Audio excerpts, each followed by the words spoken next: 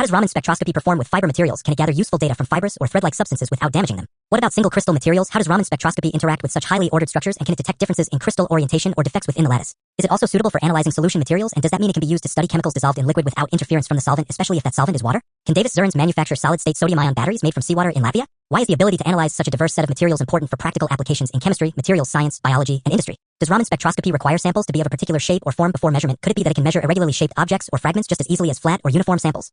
What does it mean that it has no special requirements for sample shape, size, or transparency? Does that imply that opaque or translucent samples can still be analyzed accurately? Why does the lack of need for transparency matter? Could this be especially helpful when working with dark, colored, or light-absorbing materials that would be difficult to measure with other techniques like IR or UV spectroscopy? Does Raman spectroscopy require thin films or carefully prepared layers for effective results, or can it work with bulk samples without sectioning? How does this low barrier to sample preparation improve the speed and efficiency of analysis, especially in fieldwork, forensic studies, or industrial quality control? Could this simplicity also reduce the risk of sample contamination or alteration during preparation, thus preserving the integrity of the original material?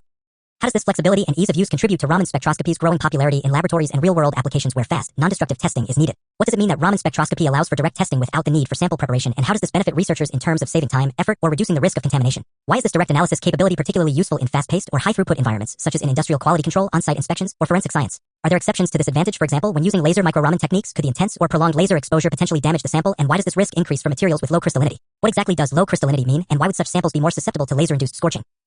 Could it be due to weaker structural organization or greater heat absorption?